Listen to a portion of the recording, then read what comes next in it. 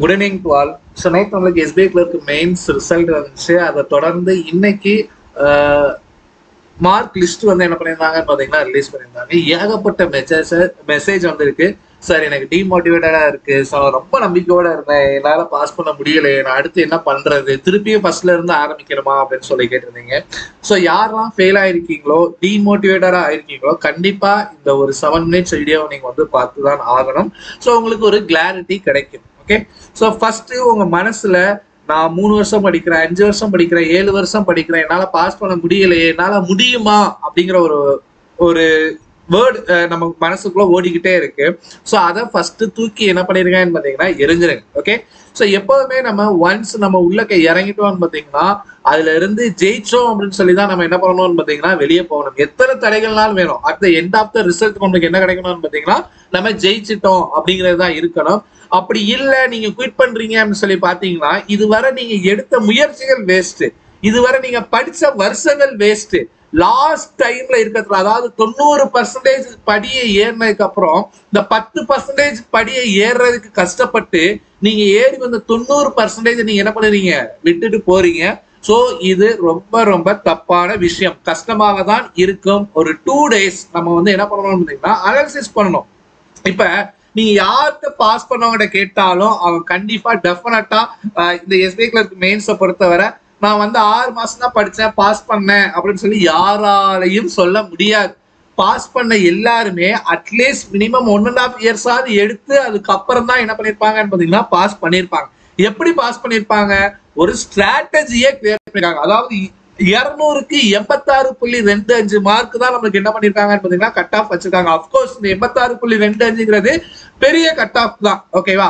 ஆனா இத பிளான் பண்ணணும் பாத்தீங்கன்னா கொஞ்சம் ஈஸியா நம்ம வந்து என்ன பண்ணலாம்னு பாத்தீங்கன்னா இத நம்ம முடிச்சு காட்டலாம். இதுவரை நீங்க பண்ண விஷயம் என்ன, நம்மளுக்கு என்னென்ன சப்ஜெக்ட்லாம் இருக்குது, குவான்ட்ஸ் இருக்குது, ரீசனிங் இருக்குது, இங்கிலீஷ் இருக்குது, ஜெனரல் அவேர்னஸ் இருக்குது, ஓகேவா. இந்த ரீசனிங் சப்ஜெக்டை தவிர மற்ற 3 சப்ஜெக்ட்லயும் நம்ம ஆட்கள் புலம்பிக்கிட்டே தான் என்ன பண்ணுவாங்கன்னு பாத்தீங்கன்னா இருப்பாங்க. ஜெனரல் அவேர்னஸ், சார் நான் ஜெனரல் அவேர்னஸ் எவ்வளவு படிச்சேன் சார், ஆனா எனக்கு வந்து எக்ஸாம்ஸ்ல வந்து எனக்கு ஞாபகமே இல்லை சார்.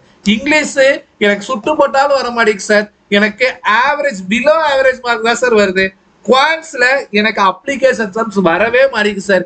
எக்ஸாம்ல போய் பார்த்தோம்னு பாத்தீங்கன்னா எனக்கு நான் ஃபர்ஸ்ட் பார்த்தோம்னா simplification, number series, quadratic post, DI போட்டு அப்படியே உட்கார்ந்துடுறேன். அதுக்கப்புறம் என்ன அட்டன் பண்றது அப்படிங்கிறது தெரியல அப்படிங்கறத என்ன பண்றீங்க சொல்றீங்க, ஓகேவா.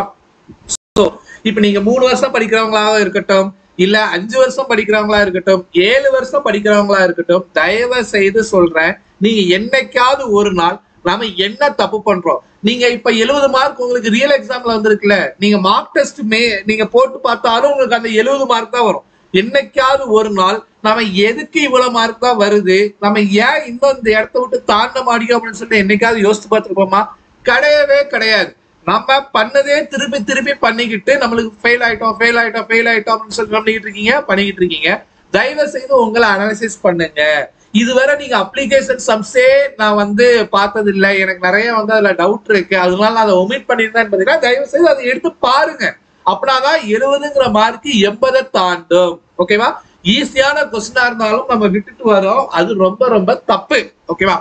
அதே மாதிரி இங்கிலீஷ்ல நான் வந்து பிராக்டிஸ் பண்ணாமலே எனக்கு மார்க் வந்துருமா அப்படின்னு சொல்லி பாத்தீங்கன்னு பாத்தீங்கன்னா கண்டிப்பா மார்க் வராது.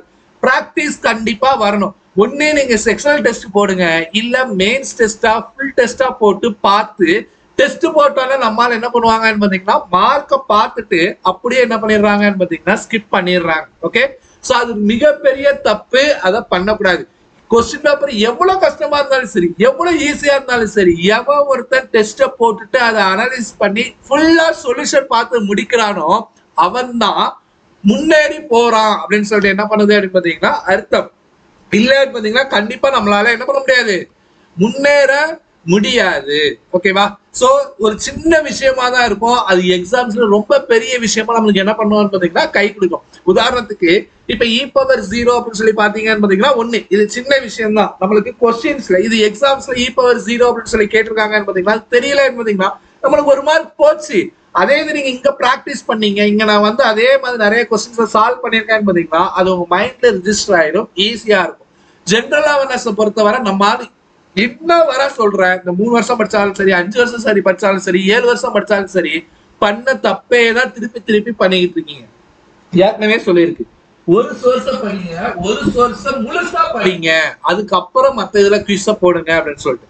நம்மால என்ன பண்றாங்கன்னு பாத்தீங்கன்னா, கரண்ட் அஃபேர்ஸை பொறுத்தவரை இப்போ இப்போ வந்து மே மந்த் இருக்குன்னு பாத்தீங்கன்னா, மே ஃபர்ஸ்ட் வீக்க ஒரு வெப்சைட்ல படிக்கிறது, மே செகண்ட் வீக்க வேற வெப்சைட்ல படிக்கிறது. இதுக்கப்புறம் நான் வீக்லி வந்து எனக்கு ரொம்ப வேகா இருக்குது, நான் ஃபுல் மந்த் படிக்கிறேன்னு சொல்லிட்டு அதை வேற வெப்சைட்ல படிக்கிறது. அப்ப எப்படி உங்களுக்கு வந்து எல்லாமே கவர் ஆகும்? எப்பவுமே ஒவ்வொரு வெப்சைட்டுக்கும் ஒவ்வொரு தனித்துவம் உண்டு. இப்ப அஃபேர்ஸ் கிளப்ல எடுத்தீங்கன்னு பாத்தீங்கன்னா, அவங்க 2 days பேக் உள்ள கரண்ட் அஃபேர்ஸ்ல, அதாவது இன்னைக்கு 12ஆம் தேதி பாத்தீங்கன்னா, அவங்க 10ஆம் தேதி உள்ள கரண்ட் அஃபேர்ஸை டீடைல்டா எடுத்து 12ஆம் தேதியில என்ன பண்ணுவாங்கன்னு பாத்தீங்கன்னா கொடுப்பாங்க. ஓகேவா? ஆனா இன்னொரு வெப்சைட் இருக்கு, அவங்க அன்னன்னைக்குள்ள கரண்ட் அஃபேர்ஸை அன்னன்னைக்கே கொடுத்து மேலோட்டமா உள்ள நோட்ஸ் தான் என்ன பண்ணிருப்பாங்கன்னு பாத்தீங்கன்னா கொடுத்திருப்பாங்க. ஓகே, சோ இது வந்து நம்ம வந்து எப்படி படிக்கணும், நாம இன்னைக்கு ஒரு சோர்ஸை ஃபாலோ பண்றோம், ஒரு மாசத்துக்கு ஒரு சோர்ஸை ஃபாலோ பண்றோம்னு பாத்தீங்கன்னா ரிப்பீட்டடா அதை ரிவிஷன் பண்ணிக்கிட்டே இருங்க. உங்களுக்கு எக்ஸாம்ஸ்ல நீங்க நல்லா படிச்சு, இப்ப சார் நான் 5 மாசம் நான் ஒரே வெப்சைட்ல தான் சார் படிச்சேன், நல்லா படிச்சேன் சார், எக்ஸாம்ல போயிட்டு என்னால பெர்ஃபார்ம் பண்ண முடியல சார், நான் நினைச்சது வரல சார், நான் இப்ப 50 கொஸ்டினுக்கு என்னால ஒரு 20 மார்க் தான் சார் போட முடியுது. இப்ப 20 போட முடிஞ்சிருக்கு அப்படின்னு சொல்லி பாத்தீங்கன்னா, நீ தான் டாப்பரா இருப்ப, அந்த 20 கொஸ்டின் நீ தான் நல்லா பண்ணிருக்க, மத்த யாருக்கும் தெரியாது அப்படிங்கிற மைண்ட் செட்டுக்கு என்ன பண்ணுங்க, வாங்க.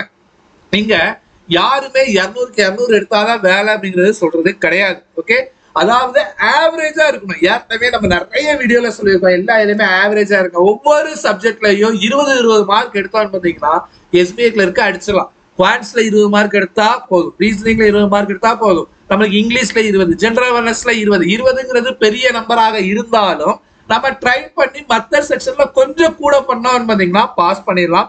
ஸோ தயவு செய்து யாருமே டிமோட்டிவேட்டட் ஆகாதீங்க. ஓகே, நம்ம என்ன தப்பு பண்ணோம், மிஸ்டேக்ஸ்ல இருந்து தான் லேர்ன் பண்ண முடியும். நம்ம இப்போ நம்மளுக்கு ஒரு எக்ஸ்பீரியன்ஸ் கிடைச்சிருக்கு, நம்ம மெயின்ஸாவது எக்ஸாம்ஸ் எழுதிருக்கோம், நிறைய பேர் நம்ம மெயின்ஸே எழுதாம இருக்காங்க, அவங்களுக்கு எக்ஸ்பீரியன்ஸே இல்லை, உங்களுக்கு ரியாலிட்டி என்ன அப்படிங்கிறது தெரிஞ்சிச்சு. அப்ப இந்த வருஷத்துல உடனே நோட்டிபிகேஷன் வரப்போகுது, கம்மிங் இன்னும் ஒரு 20 டேஸ்லயே மேபி எஸ்பிஐ பிஓ நோட்டிபிகேஷன் வந்து உங்களுக்கு உடனே ரிலீஸ் பண்ணலாம். ஐபிஎஸ் பிஓ நோட்டிபிகேஷன்ஸ் வரப்போகுது அப்படின்னு சொல்லிட்டு இருக்காங்க. எண்ணற்ற ஆப்பர்ச்சுனிட்டி இருக்குது. நான் திருப்பியும் சொல்றேன், யாரெல்லாம் 70 மார்க்குக்கு மேல எடுத்திருக்கீங்களோ அவங்களாம் தயவு செய்து ஃபீல் பண்ணாதீங்க. அடுத்து பாஸ் பண்ண போற கேண்டிடேட் நீங்க தான் அப்படிங்கறத என்ன பண்ணிக்கோங்கன்னு பாத்தீங்கன்னா தெரிஞ்சுக்கோங்க. நீங்க எக்ஸாம் பாஸ் பண்ணவங்ககிட்ட போயிட்டு நீங்க ஸ்ட்ராட்டஜி கேட்டீங்கன்னா அவங்க என்ன சொல்லுவாங்கன்னு பாத்தீங்கன்னா, நான் வந்து இதை டெஸ்ட் போட்டேன், அதை பண்ணேன், இதை பண்ணேன்னு சொல்லுவாங்க. அந்த ஸ்ட்ராட்டஜி அப்படியே எடுத்துக்க கூடாது. உங்களுக்கு அந்த ஸ்ட்ராட்டஜில என்ன தேவை அதை மட்டும்தான் எடுத்துக்கணும். பிளைண்டா அவங்களுக்கு அதை பாஸ் பண்ணிட்டாங்க, இதை ஃபாலோ பண்ணிருக்காங்கன்னு பாத்தீங்கன்னா அதையே நம்ம ஃபாலோ பண்ணக்கூடாது. அது நம்மளுக்கு செட் ஆகுமா? அவங்களுக்கு மேபி குவான்ஸ் ஈஸியா வந்திருக்கும், அவங்க குவான்ஸ் வந்து பிராக்டிஸ் பண்ணிருக்க மாட்டாங்க, ஒன்லி இங்கிலீஷ் அண்ட் ஜெனரல் அவேர்னஸ்ல கான்சென்ட்ரேட் பண்ணிருப்பாங்க. இப்ப உங்களுக்கு நீங்க குவான்ஸ்ல வீக்கா இருக்கீங்க அப்படின்னு பாத்தீங்கன்னா அந்த ஸ்ட்ராட்டஜி உங்களுக்கு செட் ஆகுமா? செட் ஆகாது. ஓகேவா? சோ அப்ப நம்மளுக்கு என்ன தேவையோ அதை மட்டும் தான் என்ன பண்ணணும்னு பாத்தீங்கன்னா எடுத்துக்கிடணும். சோ தயவு செய்து மனசுக்குள்ள வச்சுக்கோங்க, நான் எப்பவுமே பாசிட்டிவா இருக்கணும். எப்போ ஒரு சிங்கிள் பர்சன்டேஜ் கூட என்ன பண்ணிடக்கூடாதுன்னு பாத்தீங்கன்னா நெகட்டிவா ஆகவே கூடாது. மனசுக்குள்ள எப்பவுமே நான் ஜெயிச்சுட்டேன்னு சொல்லிக்கிட்டு இருந்தீங்கன்னு பாத்தீங்கன்னா கண்டிப்பா நீங்க வந்து ஜெயிச்சிங்கன்னு தான் அர்த்தம். ஓகேவா? எக்ஸாம்ஸ்லயே உங்களுக்கு அதே தாட் தான் இருக்கும், அவ்வளவுதான், நம்ம பாஸ் பண்றோம் ரிசல்ட்டும் பாஸ் தான் என்ன பண்ண போகுதுன்னு பாத்தீங்கன்னா வரப்போகுது. எப்பவுமே நெகட்டிவ் தாட்டே நமக்கு என்ன பண்ணக்கூடாதுன்னு பாத்தீங்கன்னா வரக்கூடாது. கண்டிப்பா பாசிட்டிவ் தாட் தான் இருக்கணும். ஸோ மனசு கஷ்டமா தான் இருக்கும், வேற வழியே கிடையாது. இத்தனை வருஷம் ஆகுது அப்படின்னு சொல்லிட்டு இன்னும் ஒரு 3 மாசம் நம்ம படிக்க போறோம், நல்லா கரெக்டா படிக்க போறோம், பண்ண மிஸ்டேக்ஸை ரெக்டிஃபை பண்ண போறோம் அப்படின்னு சொல்லிட்டு திருப்பி படிச்சீங்கன்னா கண்டிப்பா பாஸ் பண்ண முடியும். யாருனாலும் அட்வைஸ் பண்றது ஈஸி, ஆனா அந்த இடத்துல உட்கார்ந்தாதான் அதோட ரியாலிட்டி வந்து நம்மளுக்கு புரியும். அது எனக்கும் புரியுது. அதுக்காக நம்ம இன்னும் வந்து நம்ம அதை பற்றி வருத்தப்பட்டுக்கிட்டே இருக்கணும்னு பாத்தீங்கன்னா முடியாது இல்லையா? ஸோ தொடர்ந்து அதுல இருந்து வெளியே வாங்க. கண்டிப்பா ப்ரிப்பரேஷனை இன்னும் வந்து பூஸ்டப் பண்ணுங்க. கண்டிப்பா வந்து உங்களாலே பாஸ் பண்ண முடியும். ஸோ கண்டிப்பா நானும் கடவுள்கிட்ட ப்ரே பண்ணிக்கிறேன், எல்லாருமே மக்கள் பாஸ் பண்ணணும் அப்படின்னு சொல்லிட்டு. கஷ்டம் இன்னைக்கு இருக்கும், அதே இது நாளைக்கு பாஸ் பண்ணிட்டீங்கன்னு பாத்தீங்கன்னா திருப்பி இந்த டேட்ல நீங்க நினைச்சு பாத்தீங்கன்னு பாத்தீங்கன்னா அது உங்களுக்கு ஒண்ணுமே தெரியாது. பாஸ் பண்ண அந்த ஒரு ஹாப்பினஸ் மட்டும்தான் இருக்கும். So thank you all.